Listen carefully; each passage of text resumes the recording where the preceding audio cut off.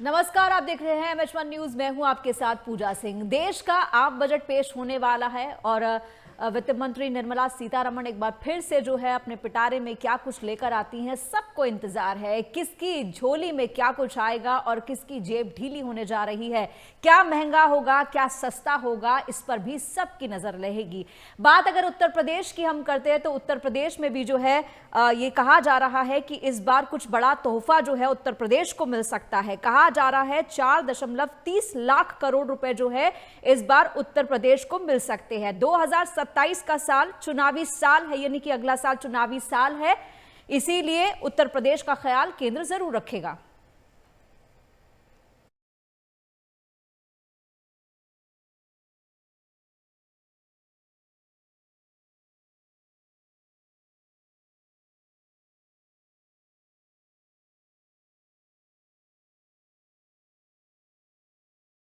2026 यानी कि ये साल पंचायत के चुनाव होने वाले हैं और क्योंकि हम अब पंचायत के चुनाव की बात का जिक्र कर रहे हैं तो वही भी आपको बताना जरूर चाहेंगे कि पंचायत चुनाव से पहले सीएम योगी ने बड़ा फैसला लिया है। उत्तर प्रदेश के 2 ग्राम पंचायतों के नाम बदले गए हैं। अब इनके नाम जो है हरिनगर और सियारामपुर कहलाएंगे। यानी कि जो लोग कहते हैं नाम में क्या रखा है वही समझ ले कि नाम में बहुत कुछ रखा है। नाम ही है जिसके हिसाब से राजनीति भी चलती है, फायदे नुकसान भी होते हैं। और इसीलिए जो यहाँ पर एक और कदम की बात करें, पंचायत चुनाव से पहले उत्तर प्रदेश के 2 गांव के नाम बदले गए हैं। आते हैं बजट के ऊपर। आम बजट जो है पेश होने वाला है और उत्तर प्रदेश के बजट की बात करें तो 9 फरवरी को बजट सत्र उत्तर प्रदेश का शुरू होगा। 11 फरवरी को उत्तर प्रदेश का बजट पेश किया जाएगा। अब आपको बता दें कि केंद्र जो भी बजट देगा उत्तर प्रदेश को, उस पर बहुत कुछ निर्भर करेगा कि उत्तर प्रदेश अपने बजट में क्या कुछ रखता है। और वरिष्ठ पत्रकार वीरेंद्र सिंह जी हमारे साथ जुड़ गए हैं। बहुत बहुत स्वागत है वीरेंद्र जी आपका। धन्यवाद जी। यहाँ पर हम बजट की बात कर रहे हैं। कहा जा रहा है कि वीरेंद्र जी एक बड़ा अमाउंट जो है 4.30 लाख करोड़ का अमाउंट जो है वो मिल सकता है इस बजट में उत्तर प्रदेश को। क्या आपको लगता है कि पॉसिबल होगा, क्योंकि आने वाला साल चुनावी साल है? देखिए, उत्तर प्रदेश जो है भारत का सबसे बड़ा राज्य है in terms of population. 25 crore की जनसंख्या है और जो भारत का लक्ष्य है $5 ट्रिलियन इकोनॉमी को हासिल करने का बहुत जल्दी में, unless and until UP develop करता है तो इंडिया डेवलप नहीं करता है, क्योंकि ऑलमोस्ट 20% जो है वो इंडिया का जो पॉपुलेशन बेस है वो उत्तर प्रदेश का है। तो सब ये जानते हैं, प्रदेश की जनता भी जानती है और जो केंद्र सरकार में जो हमारी सरकार चल रही है उनको भी पता है कि उत्तर प्रदेश को जब तक हम जो है बहुत तेजी से डेवलप नहीं करते हैं तो भारत का जो डेवलप 2047 तक एक डेवलप्ड इकोनॉमी बनने का जो सपना है वो अधूरा रह जाएगा, नहीं तो बहुत से चैलेंजेस रहेंगे। तो आप देखेंगे, और आपने सही बताया कि अगले साल जो है उत्तर प्रदेश में आम चुनाव भी हैं, तो उसको मद्देनजर जो है उत्तर प्रदेश को मुझे लगता है कि केंद्रीय जो बजट कल पेश होने वाला है निर्मला सीतारमण द्वारा, उसमें उत्तर प्रदेश को बहुत ही लिबरल डोज मिलेगा फाइनेंसेस का। एग्रीकल्चर के लिए भी मिल सकता है, मिलना भी चाहिए। और बाहर उत्तर प्रदेश जैसे एक्सप्रेसवे प्रदेश कहा जाता है, सबसे ज्यादा करीब 50 से 55% का जो एक्सप्रेसवे का जो पूरा लेंथ है वो उत्तर प्रदेश में है। बहुत सारी एक्सप्रेसवेज जो है अभी बन भी रहे हैं। गंगा एक्सप्रेसवे भी अगले महीने शायद जो है चालू हो जाएगा और अन्य एक्सप्रेसवेज भी बन रहे हैं। एयरपोर्ट्स बन रहे हैं, सबसे ज्यादा इंटरनेशनल एयरपोर्ट्स भी उत्तर प्रदेश में हैं। इंडस्ट्रियल कॉरिडोर्स को देख ले, लॉजिस्टिक हब्स को देख ले। एग्रीकल्चर जैसे मैंने पहले से मेंशन कर दिया कि उसको भी वो भी उत्तर प्रदेश का बहुत एक जो उत्तर प्रदेश की जीडीपी है उसको बढ़ाने में बहुत अहम योगदान करता है। तो मुझे लगता है कि जो कल आम बजट आने वाला है, जो कल केंद्र सरकार पेश करेगी, उसमें उत्तर प्रदेश को बहुत अच्छा बास्केट मिलना चाहिए फाइनेंसेस का। जी। ये भी आपसे जानना चाहेंगे कि अच्छा मिलना चाहिए, चुनाव का साल है और जाहिर सी बात है कि चुनावों को देखते हुए ये कहा जा सकता है कि उत्तर प्रदेश को जो है नजरअंदाज किसी भी तरीके से नहीं किया जा सकता है। इन दिनों उत्तर प्रदेश में काफी कुछ चल रहा है, राजनीति के हिसाब से भी चल रहा है, पंचायत चुनावों के हिसाब से भी चल रहा है, एसआईआर को लेकर भी आपने देखा बहुत कुछ चला है। अब अगर बजट की बात करते हैं, बजट में जो योजनाएं लाई जा सकती हैं उत्तर प्रदेश के लिए, वो किस तरह की योजनाएं हो सकती है? क्योंकि सौंदर्यकरण जो है कई जगहों का हो रहा है, मणिकर्णिका घाट का हो रहा है, उससे पहले हमने काशी विश्वनाथ की बात की थी, वहां का जो है सौंदर्यकरण किया गया था और कई जगह पर जो है सेकंड फेज के सौंदर्यकरण की बात हो रही है। तो क्या माना जाए कि इसको भी फोकस में रखा जाएगा, उसको भी कोई बजट अलॉट किया जाएगा?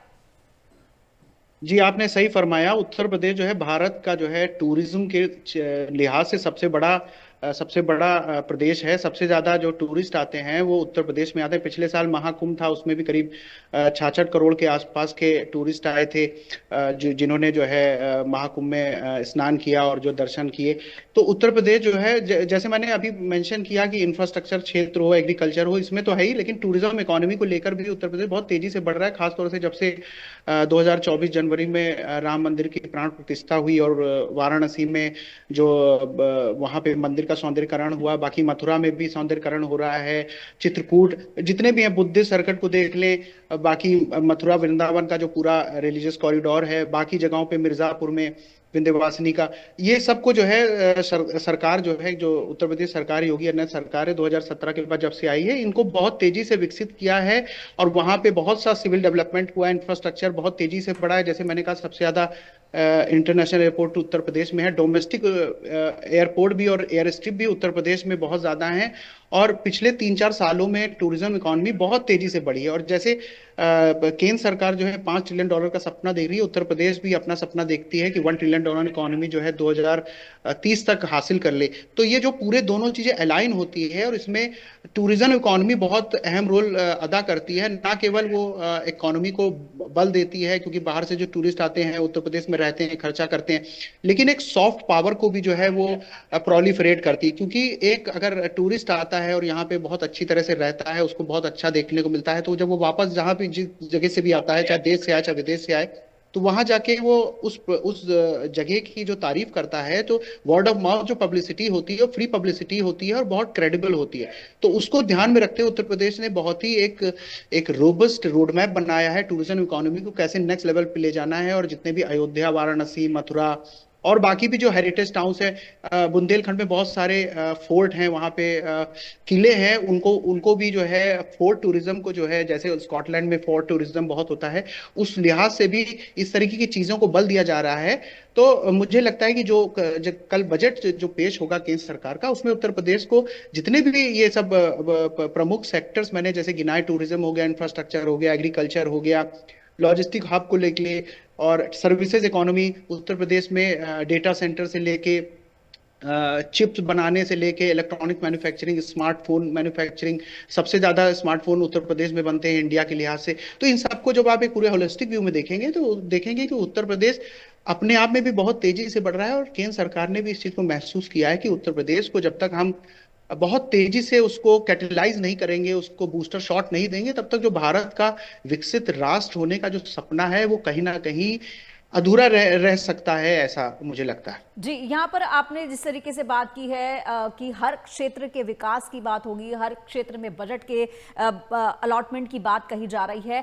ऐसे में अगर टेक्नोलॉजी की बात करते हैं, टेक्नोलॉजी को लेकर के उत्तर प्रदेश में बहुत कुछ हो रहा है। जापानीज डेलीगेशन भी जो है उत्तर प्रदेश में आया हुआ है। इसके अलावा अगर हम टेक्नोलॉजी की बात करते हैं तो IT पार्क बनाए जा रहे हैं, डेटा सेंटर, AI पर बहुत काम हो रहा है। इसे कैसे देखते हैं? टेक्नोलॉजी के क्षेत्र में जो है अग्रणी राज्य इस वक्त उत्तर प्रदेश बना हुआ है, क्या उसको भी इस बजट में फोकस में रखा जाएगा?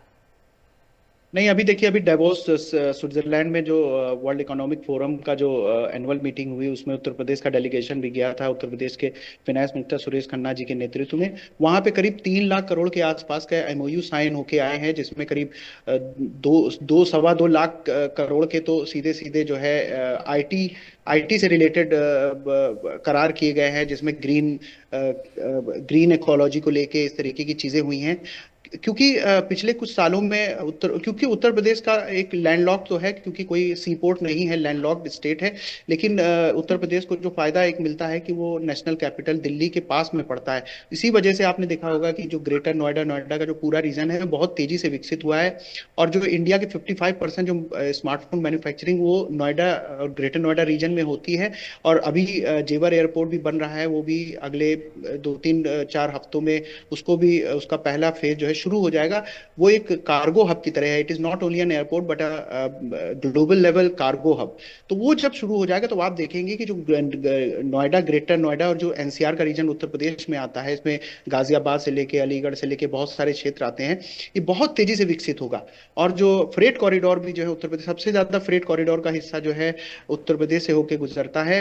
इनलैंड वाटरवेज उत्तर प्रदेश में है, जो सीधे सीधे वाराणसी को आपके कोलकाता से लिंक कर देते हैं। तो ये जब पूरा पूरा होलिस्टिक व्यू में आप देखेंगे तो जो पूरा एक वैल्यू चेन जब क्रिएट होती है, जब एक्सपोर्ट की बात होती है, तो आप देखेंगे कि इसको लेके उत्तर प्रदेश एक नेक्स्ट लेवल पे जाने की एक प्रक्रिया में है। और बहुत ही जल्दी जब ये एयरपोर्ट आ जाएगा जेवर का, और जो ये फ्रेट कॉरिडोर पूरी तरह से जब अपने एक्चुअलाइज कर लेंगे, अपनी पूरी तरह कमीशनिंग हो जाएगी, तो आप देखेंगे उत्तर प्रदेश जो कि अभी भी इलेक्ट्रॉनिक मैन्युफैक्चरिंग, स्मार्टफोन मैन्युफैक्चरिंग में शीर्ष स्थान पे रहता है, वो एक नेक्स्ट लेवल पे जाएगा। और ना केवल इंडिया बल्कि पूरे साउथ ईस्ट एशिया और बल्कि एशिया में एक investment and manufacturing and export hub बन के उभरेगा। जी चलिए, बहुत बहुत शुक्रिया वीरेंद्र जी इस चर्चा के लिए, इस जानकारी के लिए। फिलहाल बजट कल पेश होना है, बहुत सी सबकी उम्मीदें हैं, देखना होगा किसको क्या मिलता है। और उत्तर प्रदेश क्योंकि चुनावी साल है, जरूर फोकस में रहेगा और बजट पर हमारी नजर भी रहेगी। वीरेंद्र जी का बहुत बहुत शुक्रिया। और इसके साथ यहाँ पर रुकेंगे छोटे से ब्रेक के लिए, ब्रेक के बाद भी खबरें रहेंगी जारी। आप देखते रहिए MH1 न्यूज।